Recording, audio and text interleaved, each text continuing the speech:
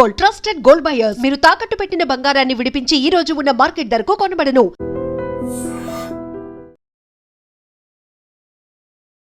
Kaleshwaram project విచారణకు సంబంధించి హైకోర్టులో మాజీ ముఖ్యమంత్రి బీఆర్ఎస్ అధినేత కేసీఆర్కి ఒక భారీ ఊరట జరిగిందని చెప్పాలి. మాజీ ముఖ్యమంత్రి కేసీఆర్తో పాటు మాజీ మంత్రి హరీష్ రావు, అలాగే ఐఏఎస్ అధికారులు స్మితా సబర్వాల్, ఇంకా కొంతమంది ఉన్నారు కదా, వాళ్ళందరికీ కూడా ఒక గొప్ప ఉపశమనం ఈ కేసులో కలిగిందని చెప్పాలి. ఎందుకంటే రేవంత్ రెడ్డి ప్రభుత్వం కాళేశ్వరం ప్రాజెక్టు భారీ అవకతవకలు జరిగాయి.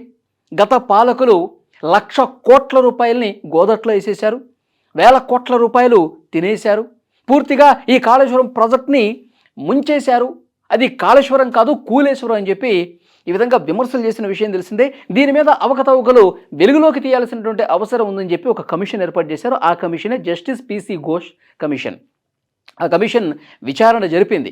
ఆ విచారణ జరిపి ఒక నివేదిక కూడా రూపొందించింది. ఈ నివేదిక ఆధారంగా ఇక చర్యలు తీసుకోవాలి అనుకుంటున్నటువంటి తరుణంలో మాజీ ముఖ్యమంత్రి కేసీఆర్, అలాగే హరీష్ రావు, స్మితా సబర్వాల్, మిగతా ఐఏఎస్ అధికారులు వీళ్ళందరూ కూడా కోర్టుని ఆశ్రయించారు. హైకోర్టును ఆశ్రయించి అసలు పూర్తిగా ఈ కమిషన్ నిబంధనలు పాటించలేదు, సరైనటువంటి వివరణ మా దగ్గర నుంచి తీసుకోకుండా లోపభూయిష్టంగా విచారణ చేసింది, దీనికి అసలు ఎలాంటి కూడా చట్టబద్ధత లేదు, దీని ఆధారంగా చర్యలు తీసుకునేటువంటి ఆ అవకాశాన్ని మీరు పూర్తిగా రద్దు చేసేయండి అని చెప్పి వాళ్ళు కోర్టును ఆశ్రయించారు. కోర్టు కూడా పరిశీలించింది. అంటే పిటిషనర్లు అందులో ఏం చెప్పారు? విచారణ కమిషన్ చట్టంలోని నిబంధనలు సెక్షన్ 8B, 8C వీటిని పాటించలేదు, ప్రోటోకాల్ని పాటించలేదు. ఎవరైతే విచారణ చేయాలనుకుంటున్నారో ఈ కమిషన్ వాళ్ళకి ముందుగా నోటీసులు ఇవ్వటం కానీ, వాళ్ళ వాదనల్ని పరిగణలోకి తీసుకోవటం కానీ, వాళ్ళ వివరణని పరిగణలోకి తీసుకోవటం కానీ, ఇలాంటివి ఏవి నిబంధనలు పాటించకుండా పూర్తిగా వాళ్ళకి డైరెక్ట్గా విచారణకు పిలిపించడం, ఏవో 4 ప్రశ్నలు అడగడం, ఇందులో అవకతవకలు జరిగినాయి అని చెప్పి దాని ఆధారంగా నివేదిక రూపొందించడం. సో దీన్ని వాళ్ళు క్వశ్చన్ చేస్తూ ఉన్నారు. ఏమాత్రం కూడా రూల్స్ అండ్ రెగ్యులేషన్స్ ఈ కమిషన్ పాటించలేదు, సరైనటువంటి వాదనల్ని వాళ్ళు పరిగణలోకి తీసుకోలేదు, అసలు మా వివరణ అడగలేదు, నిబంధనలు పూర్తిగా పట్టించుకోకుండా కేవలం రాజకీయ కక్షతో, రాజకీయ కారణాలతో ఈ కమిషన్ విచారించినట్టుగా కనిపిస్తోంది. దీని ఆధారంగా చర్యలు తీసుకుంటే ఇబ్బందికర పరిస్థితులు ఉంటాయి, మాకు రక్షణ కల్పించండి అని చెప్పి కోర్టును ఆశ్రయిస్తే పిటిషనర్లు చెప్పినటువంటి విషయాల్ని పరిగణలోకి తీసుకుని వీళ్ళు ఏదైతే ప్రశ్నలు లేవనెత్తారో అవి సహేతుకమని కోర్టు కూడా భావించి బ్రేక్ వేసింది. ఈ పిసి ఘోష్ కమిషన్ నివేదిక ఆధారంగా తదుపరి ఎలాంటి చర్యలు, క్రిమినల్ చర్యలు తీసుకోవడానికి వీలు లేదని చెప్పి చాలా స్పష్టంగా తీర్పు ఇచ్చినటువంటి పరిస్థితి. రేవంత్ రెడ్డికి నిజంగా ఈ తీర్పు ఒక చెంపపెట్టు లాంటిదని చెప్పాల్సినటువంటి పరిస్థితి. ఎందుకంటే ఆయన ఎప్పుడైతే అధికారంలోకి వచ్చారో అప్పటి నుంచి కాళేశ్వరం మీద విమర్శలు చేస్తూనే ఉన్నారు. 2024 మార్చి 14వ తారీఖున ఈ జస్టిస్ పిసి ఘోష్ నేతృత్వంలో ఈ కమిషన్ విచారణ అనేది ప్రారంభమైంది. అప్పటి నుంచి కూడా కేసీఆర్ని కావచ్చు, హరీష్ రావుని కావచ్చు, ఈటెల రాజేందర్ గారిని కావచ్చు, ఇంకా చాలామందిని పిలిపించారు.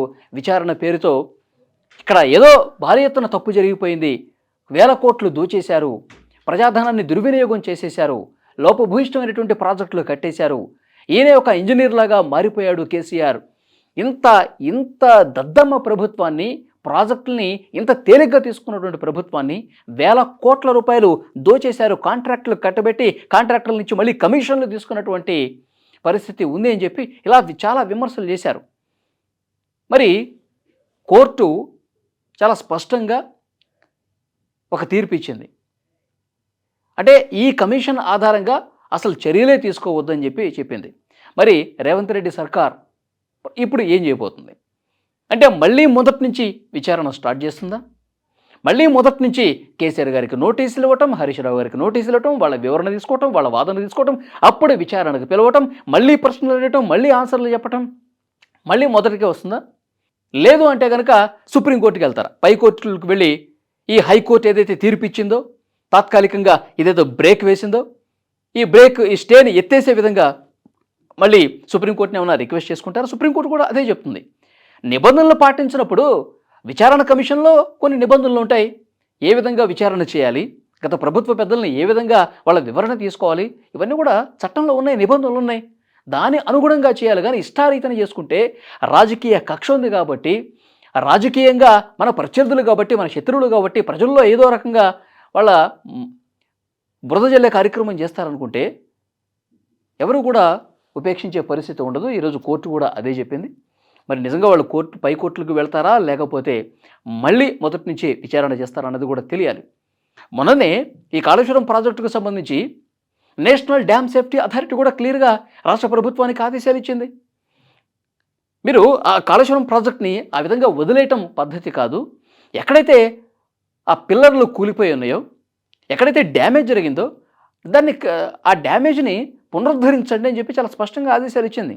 అన్ని కోట్ల రూపాయలు పెట్టి ప్రాజెక్టు కట్టినప్పుడు ఎక్కడైతే పిల్లర్ కుంగిందో, ఎక్కడైతే డ్యామేజ్ జరిగిందో దాన్ని సెటరేట్ చేయండి, దాన్ని సెట్ చేయండి, అక్కడ ఆ మట్టి నమూనా టెస్టులు చేయండి, మళ్ళీ ఎప్పటికి దాన్ని పునరుద్ధరించవచ్చు, ఎలా చేయొచ్చు, ఇంజనీర్లతో మీరు మాట్లాడండి, చేయండి అని చెప్పి నేషనల్ డ్యామ్ సేఫ్టీ అథారిటీ కూడా ఆదేశాలు ఇస్తే, మొన్న కేసీఆర్ సభ పెట్టిన రోజు కాళేశ్వరం ప్రాజెక్టుని చూసి అక్కడ పరిస్థితిని పరిశీలించి అధికారులతో మీటింగ్ పెట్టి సమీక్షించి రేవంత్ రెడ్డి గారు వచ్చారు కదా.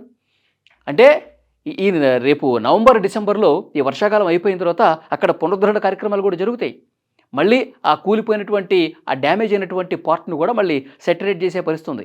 మరి ఒక పిల్లర్ ఏదో కూలిపోతే, ఒక చోట ఏదో డ్యామేజ్ జరిగితే మొత్తం కాళేశ్వరం ప్రాజెక్టే కాళేశ్వరం ప్రాజెక్ట్ అని చెప్పేసి, ఇంకా ఎందుకు పనికిరాంది ప్రాజెక్ట్ అని చెప్పేసి చెప్పలేదు కదా. నేషనల్ డ్యామ్ సేఫ్టీ అథారిటీ కూడా అది దాన్ని సెటరేట్ చేస్తే మళ్ళీ ప్రాజెక్టు వినియోగంలోకి వస్తుంది, లక్షలాది ఎకరాలకు సాగునీరు అందించే పరిస్థితి ఉంటుంది. కాబట్టి ఇక ఎందుకు పనికిరాని ప్రాజెక్ట్ అనేది కేవలం రాజకీయ ఉపన్యాసాలకే పరిమితం అవుతుంది. రాజకీయంగా 1,00,000 గొడవలు మీ రాజకీయ పార్టీలకి ఉండొచ్చేవి, కానీ దాన్ని అడ్డం పెట్టుకుని ప్రజలకు ఉపయోగపడే ప్రాజెక్ట్ని మీరు వినియోగంలోకి తీసుకురాకుండా ప్రజల్ని ఎంతో కాలం మోసం చేయలేరనేది కూడా బీఆర్ఎస్ పార్టీ నాయకులు ఇప్పుడు చెప్తూ ఉన్నారు. సో డెఫినెట్గా ఈ వీడియో మీద తప్పకుండా మీ అభిప్రాయాన్ని కూడా కామెంట్ రూపంలో తెలియజేయండి. ఈరోజు హైకోర్టు కాళేశ్వరం ప్రాజెక్టుకు సంబంధించి జస్టిస్ పిసి ఘోష్ కమిషన్ నివేదికకు సంబంధించి దానికి బ్రేక్ వేస్తూ ఇచ్చినటువంటి తీర్పును ఏ విధంగా చూడాల్సినటువంటి అవసరం ఉంది? Please comment. And for more videos, Please subscribe to iDream. Please subscribe to iDream. Please subscribe iDream. And please subscribe to iDream. For more videos, subscribe to iDream. please like, share and subscribe to the channel. Congratulations, iDream. Subscribe to iDream. Subscribe to iDream. So subscribe to iDream Media. iDream की iDream team अंदर की huge congratulations. Please subscribe iDream Media. Please subscribe to iDream. Subscribe iDream. Please subscribe to iDream. iDream అంటే నా కళల ఛానల్ను subscribe చేసుకున్న నోరు తిరుగుతలేదు, మీరైతే గంట గుర్తు కొట్టండి. For more such videos, please subscribe to iDream. Subscribe to iDream. Please subscribe to iDream. Please subscribe iDream Media. Please do subscribe to iDream. Please subscribe to iDream Media. For best entertainment and information, please subscribe iDream. And don't forget to subscribe to iDream.